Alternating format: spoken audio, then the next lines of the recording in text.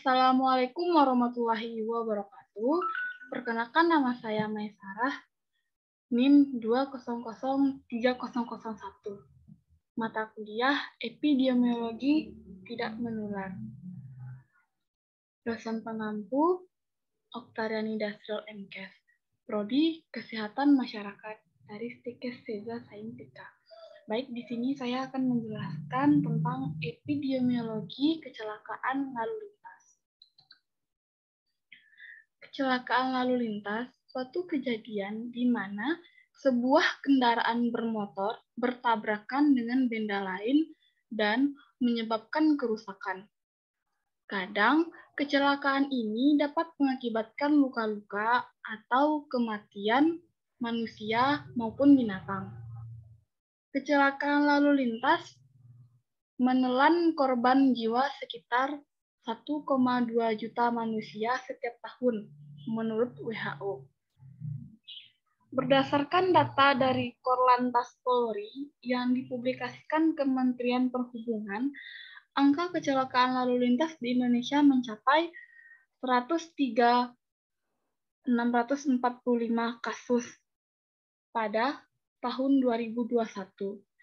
Jumlah tersebut lebih tinggi dibandingkan data tahun 2020 yang hanya sebanyak 100.028 kasus.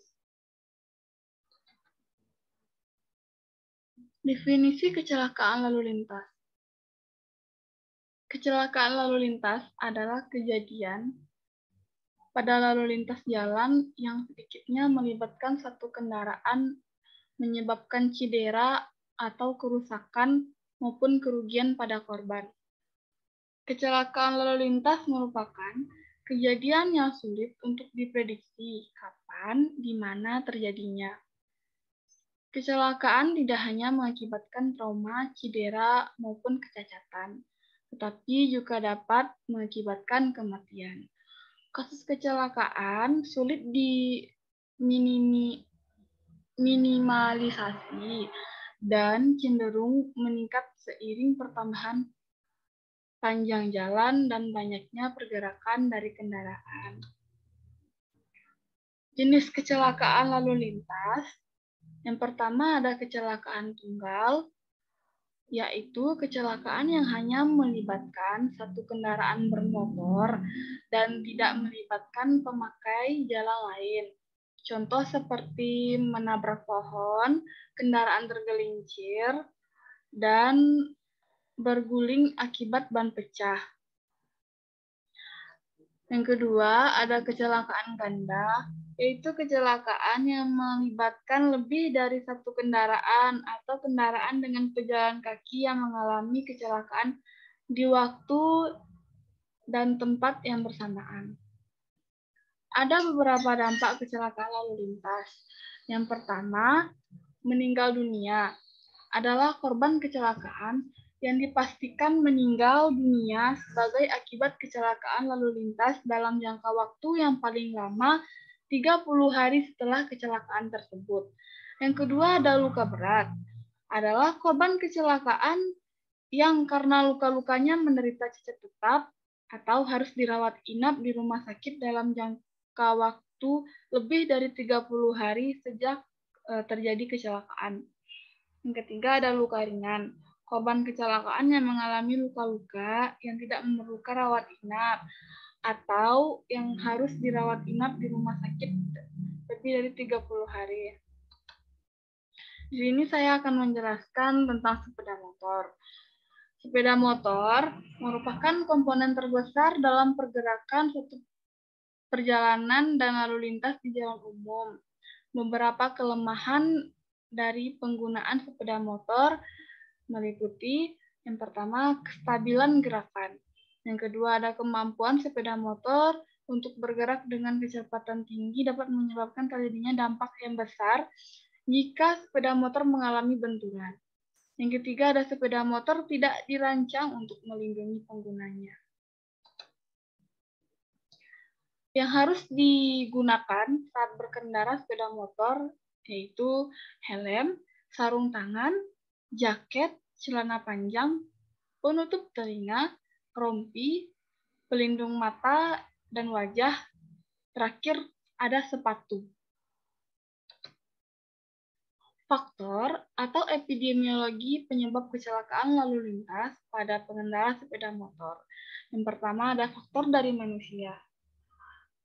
Ada berkaitan dengan usia pengemudi, jenis kelamin, pendidikan pengemudi, kemampuan pengemudi, pengalaman pengemudi, perilaku pengemudi, dan kepemilikan SIM. Faktor lain yang sering terjadi penyebab kecelakaan lalu lintas adalah lengah, mengantuk, mabuk, lelah, tidak terampil, dan tidak tertib. Yang kedua ada faktor dari kendaraan. Sering terjadi seperti remblong, ban meletus, selip, atau lampu kendaraan yang kurang terang. Yang ketiga ada faktor lingkungan fisik.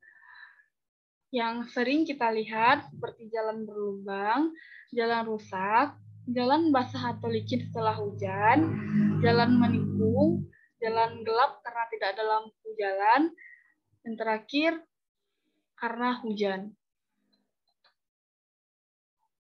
Upaya pencegahan dan pengendalian kecelakaan.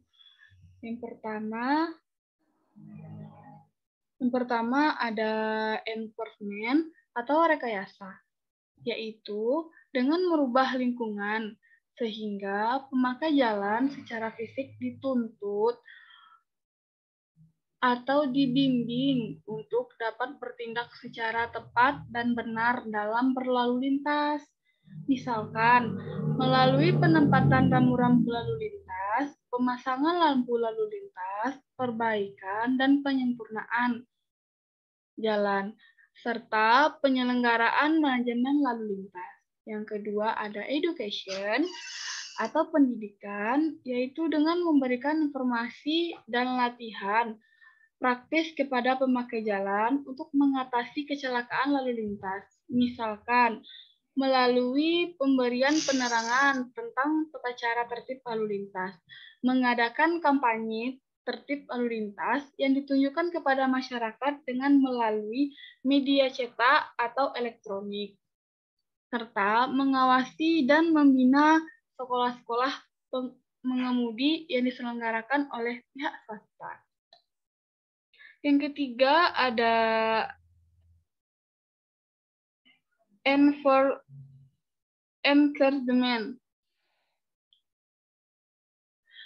atau penegakan, yaitu upaya yang dilakukan agar masyarakat mematuhi segala peraturan lalu lintas yang ada untuk membimbing ke arah keselamatan pemakai jalan pada waktu berlalu lintas sehingga tercipta keamanan, ketertiban, dan kelancaran lalu lintas. Yang keempat ada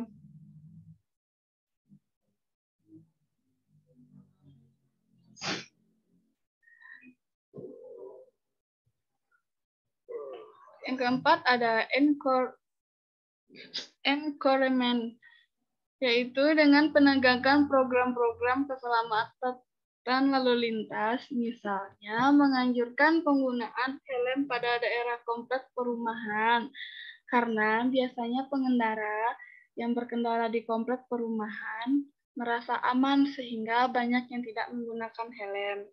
Yang kelima ada emergency preparedness, merupakan upaya pertolongan medis pada kecelakaan lalu lintas untuk mencegah cedera yang dialami korban menjadi lebih parah dan menghindari kematian pada korban.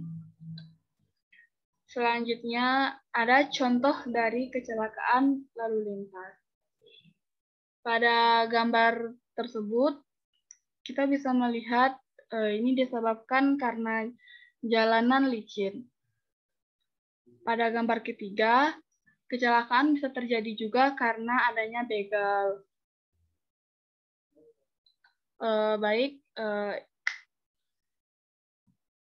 Di sini saya akan menampilkan video.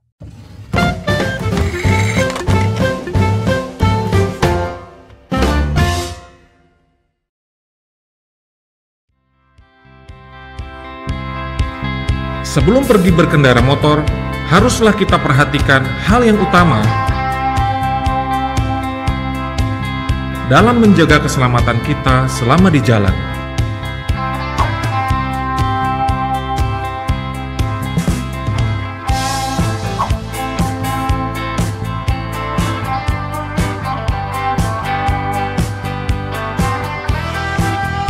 Setiap tahun terjadi sekitar 100.000 kecelakaan yang menelan korban lebih dari 20.000 meninggal dan lebih dari 100.000 orang terluka.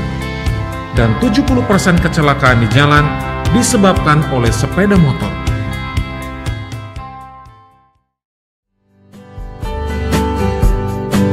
Ingatlah, tidak hanya orang dewasa, anak-anak pun wajib menggunakan helm untuk keselamatan. Helm dapat melindungi kepala kita jika terjadi hal yang tidak kita inginkan. Usia yang dapat mengendarai motor haruslah di atas 17 tahun dan memiliki SIM.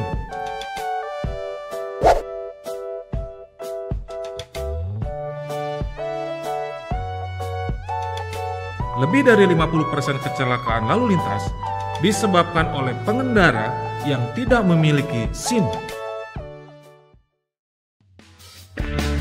Pastikan surat-surat lengkap sebelum kita berjalan.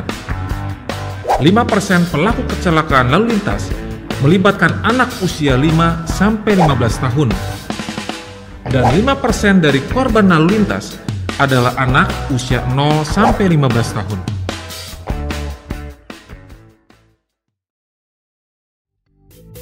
Selalu periksa perlengkapan motor. Spion haruslah terpasang. Lampu sen untuk tanda belok selalu dapat menyala.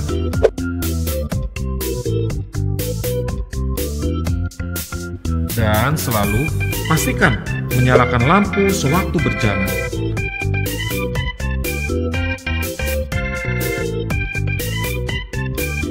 Pahami peraturan lalu lintas dan berkendara yang benar.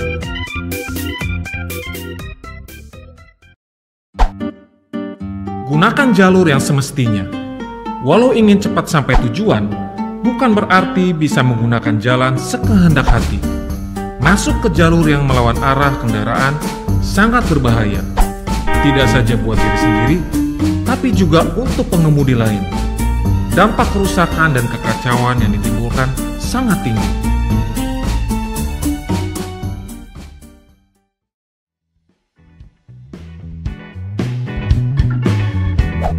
Menggunakan trotoar adalah perbuatan melanggar hukum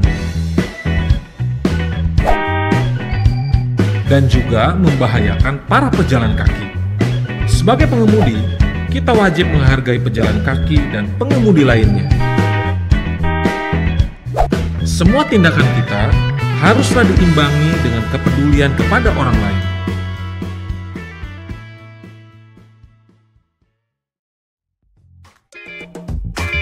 Tunggulah di belakang garis sampai lampu hijau menyala, baru berjalan.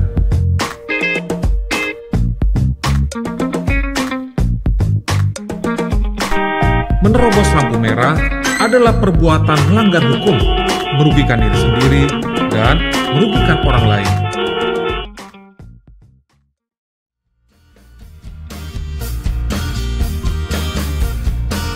Berkendara sambil menggunakan alat elektronik berbahaya karena dapat mengganggu konsentrasi dan merupakan salah satu penyebab kecelakaan lalu lintas.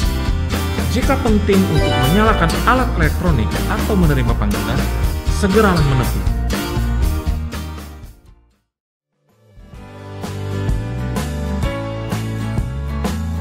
Termasuk jika membonceng di belakang, kita juga harus tetap siaga. Berpegangan dan selalu waspada, bukan untuk bermain alat elektronik atau bercanda.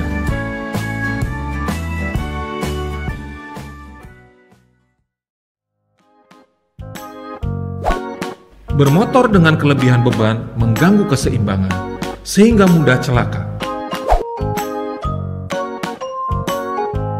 Begitu juga jika membawa anak, berilah contoh yang baik kepada anak-anak dengan mentaati peraturan lalu lintas. Hindari tindakan berbahaya dengan menjaga disiplin dan konsentrasi.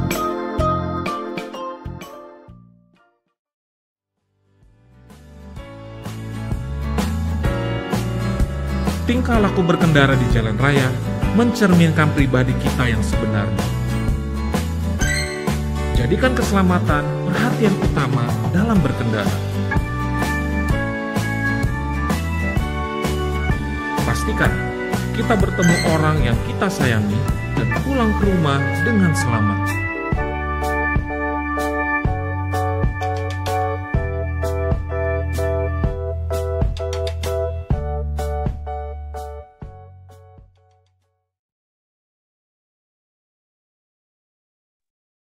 Baik, terima kasih. Terima kasih atas partisipasinya yang sudah menonton. Jika ada salah, mohon dimaafkan. Sekian materi yang dapat saya sampaikan. Saya ucapkan Assalamualaikum warahmatullahi wabarakatuh. Semoga bermanfaat.